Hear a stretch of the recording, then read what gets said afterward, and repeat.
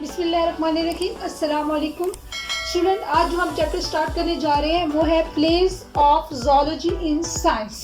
ये जो है ऑब्जेक्टिव पॉइंट ऑफ व्यू से एक इम्पोर्टेंट चैप्टर है। इसको आपने गौर से सुनना है क्योंकि पेपर जो है वो ऑब्जेक्टिव टाइप होता है जिसमें शॉर्ट आंसर क्वेश्चन और एमसीक्यूज का पूछा जाता है। तो ये इस लिहाज से एक इम्पोर्टेंट चैप्टर है। इसके अंदर जो है पहला टॉपिक है वो क्या है, जेनेटिक यूनिटी। जो जेनेटिक मटेरियल है वो तमाम एनिमल्स के अंदर और प्लांट्स के अंदर जो है वो सिमिलर होता है, सिमिलर फॉर्म के अंदर होता है। अब हम उसको पढ़ते हैं कि किस तरह होता है। जैसे कि unity in nature of genetic material, unity in mode of transfer of genetic material और unity in expression of genetic character। अब पहले जो है हम नेचर के अंदर पढ़ते हैं तो जो जेनेटिक मटेरियल है वो प्रेजेंट होता है in the form of DNA की फॉर्म में प्रेजेंट होता है तमाम एनिमल्स के अंदर भी और प्लांट के अंदर भी। ठीक है, एक सेल है, न्यूक्लियस है, उसके अंदर जो है डीएनए की फॉर्म में प्रेजेंट होता है। ठीक है, ये यूकैरियोट्स की बात है। ठीक है, अगर प्रोकैरियोट्स की बात करें तो वहां पे न्यूक्लियर रीजन के अंदर विदाउट एनी प्रोटेक्शन वैसे जो है ये इधर पड़ा होता है। ठीक है, लेकिन यहाँ पे बकायदा एक न्यूक्लियस के अंदर जो है यूकैरियोट के अंदर प्रेजेंट होता है। ठीक है, और अब प्रोकैरियोट्स के अंदर भी है जेनेटिक मटेरियल, यही है, डीएनए ही है, और यूकैरियोट्स के अंदर भी डीएनए ही है। ठीक है, अब डीएनए के अंदर जो है बहुत सारी जीन्स जो है वो होती हैं। ये इसका सब यूनिट है जीन। ठीक है, अब जीन्स जो होती हैं ये एक तो उसकी जो है जेनेटिक यूनिट है और ये जो है स्मॉलर होती हैं, और ये इनका काम क्या होता है कि जितनी भी जो सेल के अंदर एक्टिविटीज परफॉर्म हो रही होती हैं उनको कंट्रोल करना होता है। ठीक है, क्या करती हैं, कंट्रोल करती हैं सेल एक्टिविटीज को।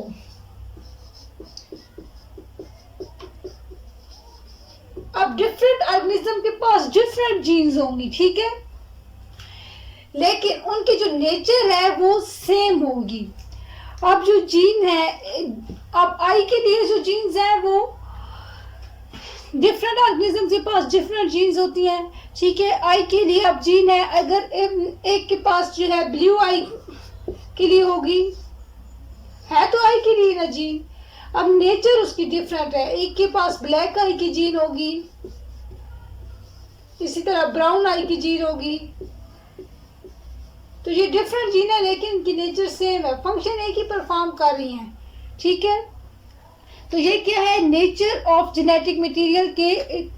जेनेटिक मटेरियल जो होता है प्लांट्स और एनिमल्स के अंदर सिमिलर होता है, वही डीएनए की फॉर्म में प्रेजेंट होता है। इसके अंदर जीन्स होती हैं और जीन्स जो है एक्टिविटीज को कंट्रोल कर रही हैं। अब नेक्स्ट है unity in mode of transfer of genetic material के। ये जो है mode of transfer of genetic material भी जो है प्लांट्स और एनिमल के अंदर जो है सिमिलर होता है। ठीक है, अब जो है एक साइंटिस्ट था मेंडल। ठीक है, इसको जो है फादर ऑफ जेनेटिक्स भी कहते हैं। फादर ऑफ जेनेटिक्स कहते हैं। इन्होंने जो है वर्क परफॉर्म किया था पी प्लांट्स पे। ठीक है, फिर जो है इन्होंने दो लॉ दिए थे, दो इम्पोर्टेंट लॉ दिए थे जो कि मोस्टली जो है एक्सेप्टेड है। एक जो है लॉ ऑफ इंडिपेंडेंट असॉर्टमेंट है,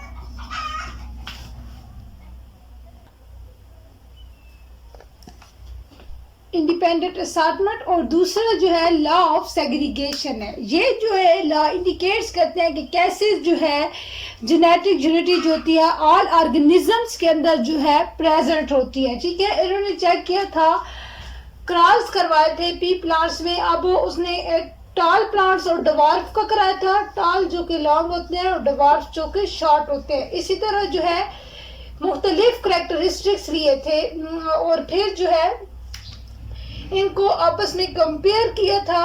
तो इस तरह उसने इंडिकेट किया था कि कैसे जो है जेनेटिक यूनिटी प्रेजेंट होती है, कैसे जो है जो ट्रेड्स हैं, कैसे जो है अब जैसे एक पेरेंट्स से ऑफस्प्रिंग्स के अंदर जो है कैसे वो एक कैरेक्टरिस्टिक ट्रांसफ़र होता है, ठीक है। जैसे अब अगर पेरेंट्स में से किसी के बाल जो हैं ब्लैक हैं, ठीक है, लेकिन जो है आगे ऑफस्प्रिंग्स के अंदर जो है कलर चेंज आ जाता है, तो उसकी वजह जो है उसके ग्रैंड पेरेंट्स होंगे। तो इस तरह जो है ये करैक्टरिस्टिक्स जो होते हैं कुछ में ये रिसेसिव हो जाते हैं, फिर जो है ऑफस्प्रिंग के अंदर जाके जो है ये फिर डोमिनेट हो जाते हैं। तो ये जो है इस तरह जो है उसने इस तरह टाल और डवार्फ को आपस में कंपेयर किया था, एक मिड कंडीशन भी आ जाती है। इस तरह ये लॉ जो थे दोनों ये एप्लीकेबल है तमाम ऑर्गेनिजम्स के अंदर, प्लांट्स के अंदर भी और एनिमल्स के अंदर भी, ठीक है। इनको जो है हम नेक्स्ट चैप्टर में पैटर्न ऑफ इनहेरिटेंस में डिटेल में पढ़ेंगे कि लॉ ऑफ इंडिपेंडेंट असॉर्टमेंट और लॉ ऑफ सेग्रीगेशन क्या होते हैं, ठीक है। नेक्स्ट जो है unity in expression of genetic material के जेनेटिक करेक्टर्स के अंदर जो है इनके एक्सप्रेशन में यूनिटी होती है, ठीक है। अब क्या होता है जो डीएनए है वो कहते हैं कि ट्रिपलेट न्यूक्लियोटाइड के अंदर डिवाइड हुआ होता है, ट्रिपलेट न्यूक्लियोटाइड के अंदर। अब वो कैसे, न्यूक्लियोटाइड के अंदर कोडान्स होते हैं मुख्तलिफ ट्रिपलेट की फॉर्म में प्रेजेंट होते हैं। हमारे पास जो है 4 नाइट्रोजन बेसिस हैं, गुआनिन, साइटोसिन, साइटोसिन, थायामीन, ठीक है, थायामीन और एक को जो है हम यू से डिनोट करते हैं, ठीक है। अब ये जो है ट्रिपलेट की फॉर्म में प्रेजेंट होती हैं। अब मुख्तलिफ ये जो है 3 की फॉर्म में AUG की फॉर्म में प्रेजेंट होगी, AA की फॉर्म में प्रेजेंट होगी, सी की फॉर्म में प्रेजेंट होगी। तो ये जो है मुख्तलिफ जो है कोड बना रही है। कुछ जो होते हैं स्टार्टिंग कोडान होते हैं, कुछ जो होते हैं वो स्टॉप कोडान्स होते हैं। तो इनको जो है हम कोड कहते हैं। ये एक कोड है, ये एक कोड है, ये एक कोड है। ये न्यूक्लियोटाइड ट्रिपलेट की फॉर्म में प्रेजेंट होते हैं और ये आप मुख्तलिफ अमीनो एसिड्स के लिए हैं, ठीक है। अब जैसे कि हम ए की बात करते हैं तो ये जो है हमारे पास ग्लाइसिन के लिए है, ग्लाइसिन अमीनो एसिड है। और अमीनो एसिड जो होते हैं वो मिल के प्रोटीन्स बना देते हैं, ठीक है। अब हर कोडान जो होता है वो एक स्पेसिफिक होता है अमीनो एसिड के लिए। अब जो है AUG जो है ये स्टार्टिंग कोडान है, ये जो है मिथ्योनिन के लिए होता है। ये भी अमीनो एसिड है, ये स्टार्टिंग पे होता है। मोस्ट जो प्रोटीन्स होती हैं उनका जो स्टार्टिंग कोडान होता है ये मिथ्योनिन होता है। अब ये जो है हर अमीनो एसिड का मुख्तलिफ कोड होगा। तो ये जो है ट्रिपलेट की फॉर्म में प्रेजेंट होते हैं, मतलब कि तीन की फॉर्म में जो है प्रेजेंट होते हैं। तो तमाम एनिमल्स जो होते हैं उनके अंदर जो जेनेटिक कोड होते हैं सिमिलर होते हैं सेम अमीनो एसिड के लिए। अब जो है मिथ्योनिन के अंदर अगर जो है AUG जो है मिथ्योनिन के अंदर अगर एक एनिमल्स के अंदर है, बाकी एनिमल्स के अंदर भी वही है, ठीक है। AUG जिसके अंदर भी प्रेजेंट होगा, इसका मतलब है कि वहाँ उन सब के अंदर मिथ्योनिन जो है वो स्टार्टिंग कोडान है, ठीक है। तो ये जो है हमने जेनेटिक यूनिटी पढ़ी कि इसमें क्या होता है, नेचर के अंदर क्या होता है, मोड ऑफ ट्रांसफर के अंदर कैसे होती है और एक्सप्रेशन ऑफ जेनेटिक मटेरियल के अंदर कैसे होती है। तो समराइज करते हैं इसको कि ये जो है डीएनए की फॉर्म में प्रेजेंट होती है सब के अंदर। जितने भी जो है प्लांट्स की बात करें, एनिमल्स की बात करें, एनिमल्स के अंदर सिंपल एनिमल की बात करें, कॉम्प्लेक्स एनिमल की बात करें, तो सब के अंदर जो है ये डीएनए की फॉर्म में प्रेजेंट होती है, ठीक है। डीएनए के स्मॉलर सब यूनिट होते हैं जो कि है जीन्स होती हैं, ठीक है। और डीएनए क्या होता है, हेरिडिटी मटेरियल होता है जो कि पेरेंट्स टू ऑफस्प्रिंग जो है ट्रांसफर होता है, ठीक है। और इनका मोड ऑफ ट्रांसफर भी सिमिलर होता है, एक्सप्रेशन भी सिमिलर होता है। एक्सप्रेशन मतलब कि आप ट्रिपलेट कोडान ट्रिपलेट न्यूक्लियोटाइड की फॉर्म में ही प्रेजेंट हो गए, ठीक है। तीनों बेसिस एक ही कोडान बना रही हैं, और ये कोडान जो होता है अब सेम अमीनो एसिड के लिए सेम ही कोडान यूज हो रहा होता है ईच एनिमल्स के अंदर। तो ये हो गई जेनेटिक यूनिटी। अब हम जो है पढ़ेंगे फंडामेंटल यूनिट ऑफ लाइफ। तो आपको पता है फंडामेंटल यूनिट ऑफ लाइफ क्या होता है? तो फंडामेंटल यूनिट ऑफ लाइफ जो है वो है सेल। ये जो है लोएस्ट लेवल ऑफ ऑर्गेनाइजेशन है।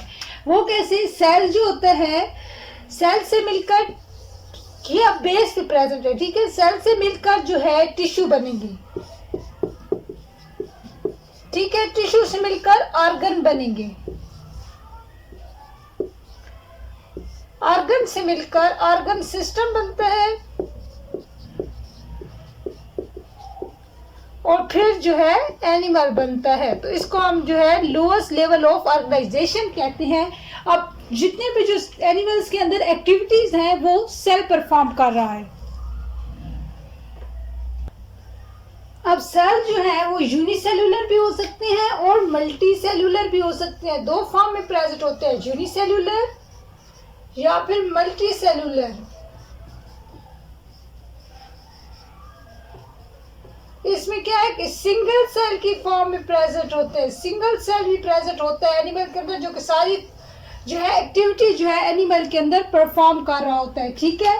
और यहाँ पे जो है मैनी सेल्स प्रेजेंट होते हैं, मल्टी मीन मैनी मोर, ठीक है।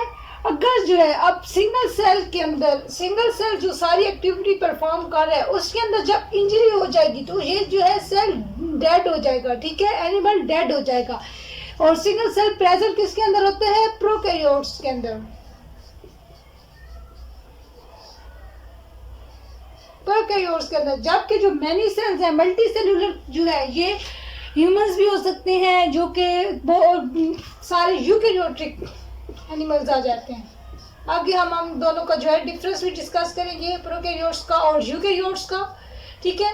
यूकैरियोट्स के अंदर जो है अब मल्टी सेल्यूलर होगी, इसके अंदर अब सेल डाई नहीं करेगा अगर इंजरी होगी, तो सिर्फ जो है वो पार्ट जहाँ पे इंजरी हुई है वो रिकवर कर जाएगा, रीजनरेट कर जाएगा, या वहाँ पे डैमेज अकर होगा। लेकिन सिंगल सेल के इसके अंदर इंजरी के रिजल्ट में क्या होगा कि सेल जो है वो डाई कर जाएगा। अब प्रोकैरियोट्स के अंदर जो सेल प्रेजेंट होता है, एक ही सेल है, सारी एक्टिविटीज जो है उसी ने परफॉर्म करनी होती है, लेकिन यहाँ पे जो है अब बहुत सारे सेल्स प्रेजेंट है, ठीक है। मुख्तलिफ फंक्शन जो है परफॉर्म कर रहे होते हैं। इन सेल्स के अंदर जो है यूकैरियोट्स के अंदर स्पेशलाइज ऑर्गेनेलिस प्रेजेंट होती हैं, ठीक है। अब जो यूकैरियोटिक सेल्स होते हैं ये जो है इनके अंदर माइटोसिस प्रोसेस होता है डिविजन्स के लिए, जबकि प्रोकैरियोट्स के अंदर बाइनरी फिशंस होती है। बाइनरी फिशंस के अंदर क्या होता है?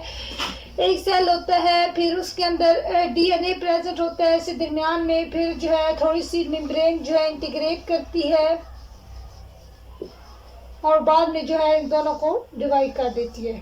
बाइनरी फिशन तो दो सेल्स बन जाते हैं और जेनेटिक मटेरियल भी डिवाइड कर जाता है, तो बाइनरी फिशन जो है हो जाती है, ठीक है। ये प्रोकैरियोट्स के अंदर। यूकैरियोट्स के अंदर माइटोसिस है, जो कि हमने जो है पिछले लेक्चर में बहुत डिटेल से डिस्कस की है, ठीक है। तो अब डिस्कस करते हैं डिस्कवरी ऑफ सेल को। तो ये जो है पहले रॉबर्ट हुक थे, उन्होंने जो है सेल को डिस्कवर किया था।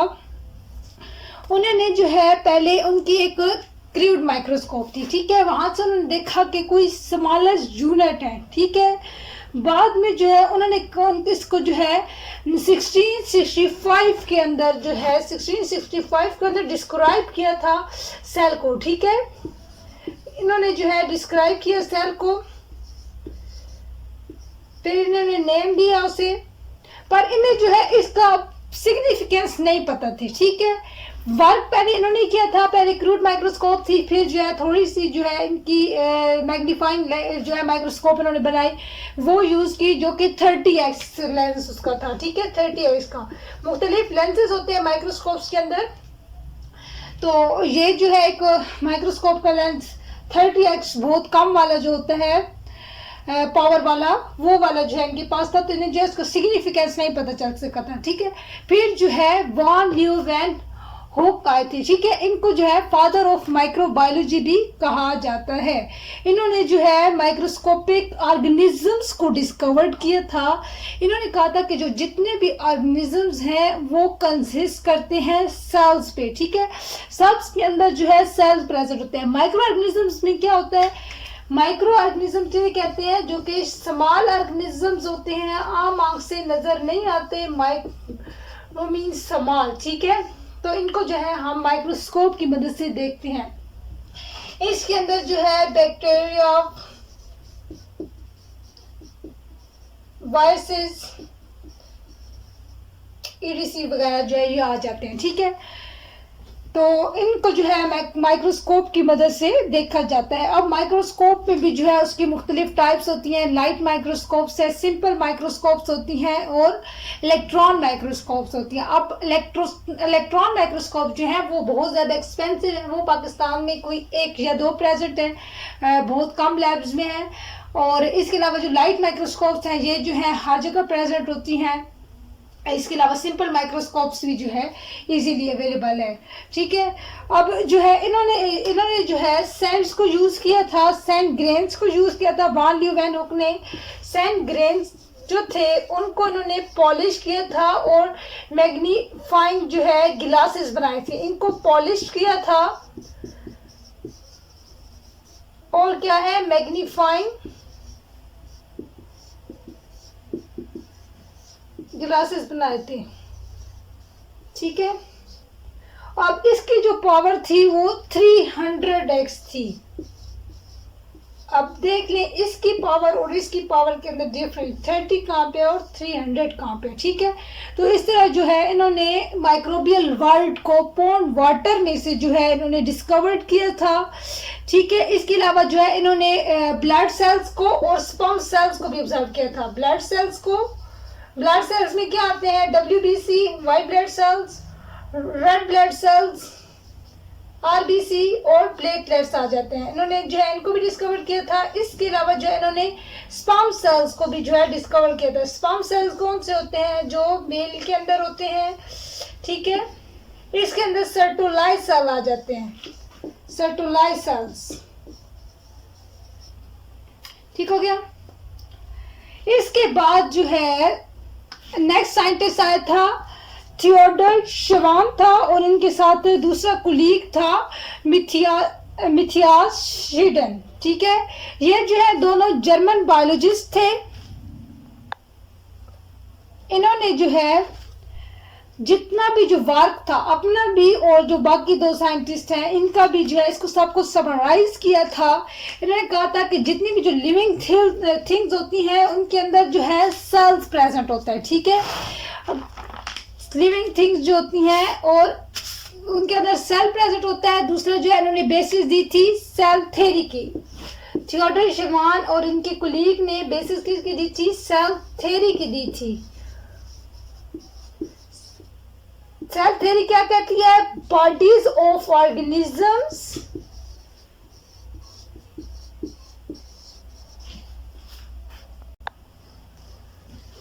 जो होती है वो कंपोज करती है सेल और सेल प्रोडक्ट्स को, ठीक है।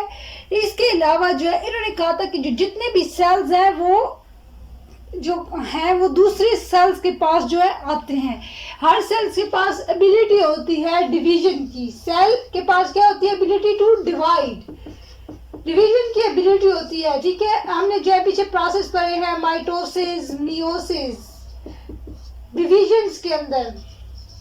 तो ये जो है इसके अलावा जो है ये यूकेरियोट्स के अंदर हो गया। प्रोकैरियोट्स के अंदर भी सेल की डिवीजन के प्रोसेस होते हैं, बाइनरी फिजन वगैरह होती है, तो वहां पे जो है वो डिवाइड करते हैं,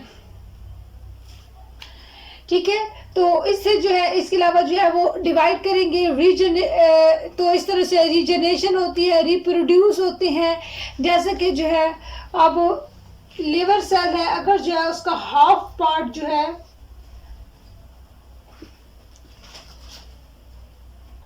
वो कट कर दिया जाए तो सेल जो है डिवाइड होकर रीजनरेट कर लेते हैं, ठीक है। तो दोबारा से जो है लिवर अपनी जो है उसी साइज में आ जाता है, ठीक है। जी, तो हमने डिस्कवरी पढ़ी। अब जो है सेल जो है unit of structure and function भी है और यूनिट ऑफ एवोल्यूशन भी है। ठीक है, स्ट्रक्चर एंड फंक्शन कैसे है कि जैसे कि सेल्स जो होती हैं हार्ट टिश्यू और ऑर्गन के अंदर एक जो है अपना फंक्शन परफॉर्म कर रहे होते हैं। जैसे कि अब मसल टिश्यू है, मसल टिश्यू के अंदर जो है अब उसका जो है जितने भी सेल्स हैं वो कंट्रैक्ट भी करेंगे, ठीक है, और रिलैक्स भी जो है करेंगे सेपरेटली।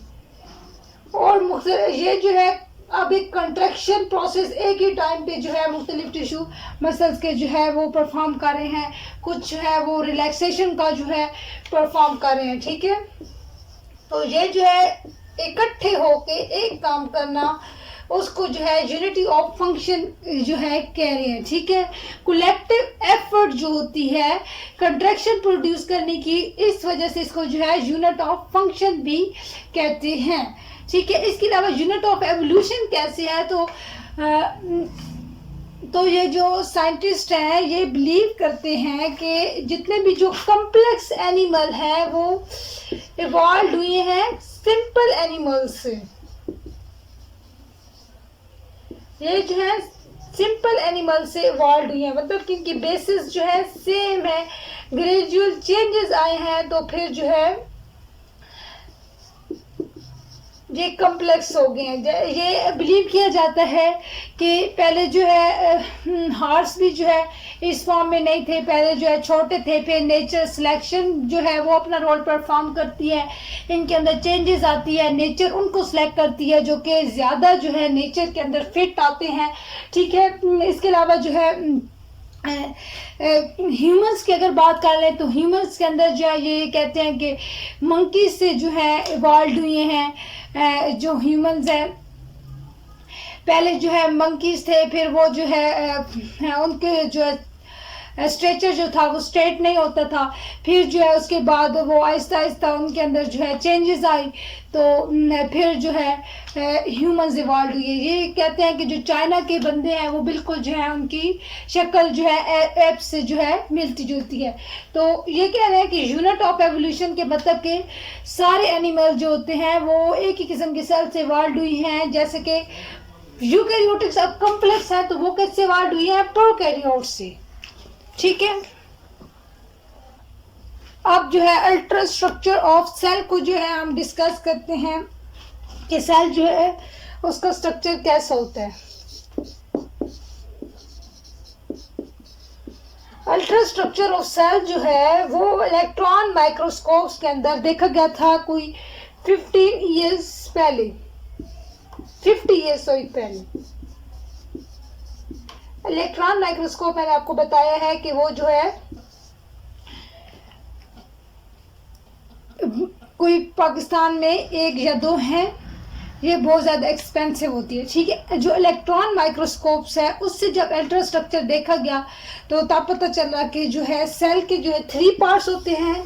नंबर 1 प्लाज्मा मेम्ब्रेन, यहाँ पे जो है साइटोप्लाज्म प्रेजेंट होता है और यहाँ पे जो है न्यूक्लियस प्रेजेंट होता है। न्यूक्लियस के अंदर क्या होता है, इसके अंदर जो है डीएनए प्रेजेंट होता है, हेरिडिटी मटेरियल प्रेजेंट होता है।